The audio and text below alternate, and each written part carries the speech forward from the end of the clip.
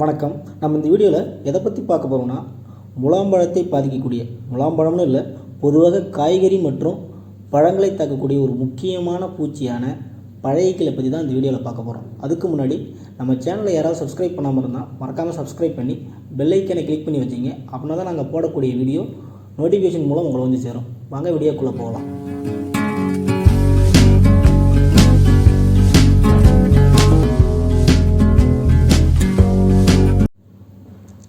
காய்கறிகள் மற்றும் பழங்களை பாதிக்கக்கூடிய இந்த பழையக்கள் உலகளவு பார்த்திங்கன்னா 5000 சிற்றினங்களாகவும் 500 பேரினங்களாகவும் வகைப்படுத்தப்பட்டிருக்கின்றன. இதில் குறிப்பாக பாக்டீரோசிரா குக்கர்பிட்டே அப்படின்ற பழையை தான் கொடிவகை பயிர்களான முலாம்பழம், தர்பூசணி, பாகல், புடலை மற்றும் வெள்ளரியெல்லாம் இருக்குல்ல, இதில் மோசமான தாக்குதலை ஏற்படுத்துது. இந்த பழையை ஒரு பயிரை தாக்குச்சுன்னா கிட்டத்தட்ட 20 முதல் 40% மகசூல் இழப்பை ஏற்படுத்தும். ரொம்ப தீவிரமாக ஒரு வேளை தாக்கிடுச்சுன்னா கிட்டத்தட்ட 100% இழப்பை கூட ஏற்படுத்தும்னு சொல்கிறாங்க. பொதுவாகவே இந்த பழையக்கிளுக்கு முட்டையிடும் திறன் அதிகம். ஒரு நாளைக்கு எவ்வளோ முட்டை இடுதுன்னு பார்த்தீங்கன்னா 4 முதல் 10 வரையிலான முட்டைகளை எடுக்குது. அதனுடைய வாழ்நாளில் எவ்வளோ முட்டை எடுக்குதுன்னு பார்த்தீங்கன்னா 800 முதல் 900 வரையிலான முட்டைகளை அதனுடைய வாழ்நாளில் எடுக்குது. இந்த முட்டைகள்லாம் பார்த்தீங்கன்னா 1 முதல் 2 நாளில் பொரிஞ்சு புழுவாக மாறிடும். இந்த புழு பார்த்திங்கன்னா 20லேருந்து 25 நாள் வரைக்கும் புழுவாக இருக்கும். அதுக்கப்புறம் பார்த்திங்கன்னா கூட்டு புழுவாக மாறி மண்ணுக்குள்ளே போயிடும். மண்ணுக்குள்ளே பார்த்திங்கன்னா 10லேருந்து 12 நாள் வரைக்கும் இருக்கும்.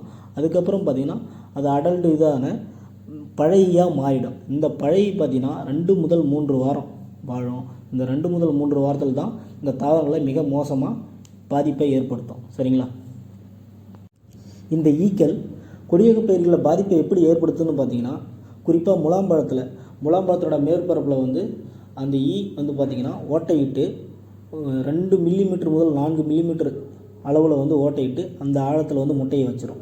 அந்த முட்டை பார்த்திங்கன்னா நான் ஏற்கனவே சொல்லியிருந்தேன் இல்லைங்களா, 1 நாள் முதல் 2 நாளில் முட்டை பொரிஞ்சு புழுவாக மாறிடும். நாம் அந்த ஓட்டையை அந்த காயை உடைச்சி பார்த்தோன்னா உள்ள புழுவாகவே இருக்கும். சரிங்களா? அது மட்டும் இல்லாமல் அந்த ஓட்டை வழியாக பாக்டீரியா இல்லை பூஞ்சான் நோய்கள் ஊடுருவி அந்த பழத்தை முழுமையாக அழுக செய்கிறது. இந்த மாதிரி பெரும் இழப்பை ஏற்படுத்தும். சரிங்களா? நாம் இந்த பழையால் பாதிக்கப்பட்ட முலாம்பழத்தை எப்படி கண்டுபிடிக்கலான்னு பார்த்தீங்கன்னா, அந்த பழங்களின் மேலே பார்த்தீங்கன்னா டாட்டாக நல்லா ஊசி குத்தின மாதிரி டாட்டாக இருக்கும். அதுக்கு மேலே பார்த்திங்கன்னா கம்மு அந்த பிசின் மாதிரி மேலே இருக்கும். அதை தொடச்சிட்டு பார்த்திங்கன்னா நல்லா டாட்ஸ் நமக்கு தெரியும். சரிங்களா? அது மட்டும் இல்லாமல் பழங்களில் நிறையா வளைஞ்சி இருக்கிறது, கோணையாக இருக்கிறது, சொத்து மாதிரி இருக்கிறது, இதெல்லாம் வச்சு இந்த பழைய பாதிக்கப்பட்ட காய் தான் அப்படின்னு நம்ம முடிவு பண்ணலாம். சரிங்க?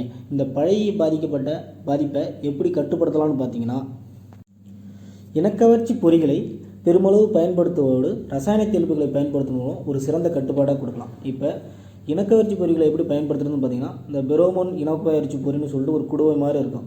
அதை நம்ம நிலத்தில் வச்சு அதில் டேப்லெட் தருவாங்க. ஈக்களை பெண் ஈக்களை கவர்ற மாதிரி டேப்லெட் தருவாங்க. அதை நம்ம வச்சிட்டோம்னா அந்த வாசனைக்கு அந்த பெண் ஈக்கள் அந்த குடுவையில் விழுந்துடும், இறந்து போயிடும். சரிங்களா? அதே போல் இந்த மஞ்சள் நிற ஒட்டு பொறி இருக்குது பாருங்கள், அதில் வச்சிட்டோம்னா அதில் ஒட்டிக்கும். இதெல்லாம் நம்ம என்ன பயன்படுத்தலாம்னு பார்த்தீங்கன்னா, நீங்கள் யூக்கலிப்ஸ்னால் அந்த தைலம் என்னென்னு சொல்லுவாங்க, அதை நீங்கள் நார்மலாக விடலாம். அப்படி இல்லைன்னா இந்த வினிகர் அசிட்டிக் அமிலம் இருக்குல்ல, அதை ஒரு 4-5 ட்ராப் விடுவதன் மூலம் அது எனக்கு நல்லா கவர்ந்து இழுக்கும். அப்படின்னா லாக்டிக் அமிலம் நம்பர், இதெல்லாம் நீங்கள் இந்த பொறிகளில் பயன்படுத்திங்கன்னா அது கவர்ந்து இழுத்து கொன்றும். சரிங்களா? இது மட்டும் இல்லாமல் நமக்கு ஈஸியாக செய்யக்கூடிய கருவாட்டு பொறின்னு சொல்லுவோம் இல்லைங்களா, அதாவது ஒரு வாட்டர் கேனில் கட் பண்ணி நுனியில் கயிறு கட்டி கம்பில் தொங்க விட்டோம்னா அதுக்குள்ளே தண்ணியை ஊற்றி கருவாட்டை போட்டு வச்சோம்னா அந்த வாசனைக்கு அந்த பழைய அந்த தண்ணியில் விழுந்து செத்து போயிடும். சரிங்களா? இதெல்லாம் பழையக்கிளை இனக்கவர்ச்சி பொறி மூலம் கட்டுப்படுத்துவதற்கான வழிமுறை. என்னென்ன மருந்துகளை தெளிப்பதன் மூலம் ஈஸியாக கட்டுப்படுத்தலாம்னு பார்த்தீங்கன்னா, நீங்கள் பார்த்தீங்கன்னா பழைய தாக்குதல் ஆரம்ப நிலைகளில் இருக்குதுன்னா நீங்கள் பென்தால் யூஸ் பண்ணலாம், கராத்தே யூஸ் பண்ணலாம், அலிக்கா யூஸ் பண்ணலாம், ரோகர் யூஸ் பண்ணலாம். பென்தால்லாம் பார்த்தீங்கன்னா ஒரு டேங்க்கு பார்த்தீங்கன்னா 20லேருந்து 25 ml, அதே அலிக்கா பார்த்தீங்கன்னா 10 ml, நீங்கள் ரோகரும் சேம் 20லேருந்து 25 ml. ரொம்ப தீவிர நிலையை நீங்கள் போயிடுச்சு, தாக்குதல் அதிகமாக இருக்குது அப்படின்னா கோரஜன் இருக்கு இல்லையா, அது பார்த்தீங்கன்னா ஒரு டேங்க்கு பார்த்தீங்கன்னா 5 மில்லி யூஸ் பண்ணலாம். அதே போல் சிமோடிஸ்னு சொல்லிட்டு இருக்கு பாருங்கள், சிமோடிஸ்னு சொல்லிட்டு சிஞ்சனா நிறுவனத்தில் அறிமுகப்படுது. அது பார்த்தீங்கன்னா டேங்க்கு பார்த்தீங்கன்னா 24 மில்லி. இந்த மாதிரி மருந்துகளை யூஸ் பண்ணுவதன் மூலம் ரொம்ப தீவிரமான பழையக்களையும் கட்டுப்படுத்தலாம். நாம் கூடுதலாக இந்த பழையக்கிளை திசை திருப்ப முலாம்பழ தோட்டத்துக்கு அருகிலோ இல்லை சுற்றியோ நீங்கள் என்ன பண்ணலான்னு பார்த்தீங்கன்னா, இந்த ஈக்கள் அதிகமாக விரும்பக்கூடிய புடலை, பாகல் இந்த மாதிரி பயிர்கள் இடுவதன் மூலமும் ஓரளவு கட்டுப்படுத்தலாம். சரிங்களா? பழைய ஈக்களை எப்படி கட்டுப்படுத்தலாம், அது எப்படிலாம் பரவும், என்ன சிம்டம்ஸ் அப்படின்றதெல்லாம் இந்த வீடியோவில் பார்த்தோம். சரிங்களா? இந்த வீடியோ உங்களுக்கு பிடிச்சிருந்தா லைக் பண்ணுங்கள், ஷேர் பண்ணுங்கள், மறக்காமல் கமெண்ட் பண்ணுங்கள், நம்ம சேனலை சப்ஸ்கிரைப் பண்ணுங்கள். சரிங்களா? நன்றி, வணக்கம்.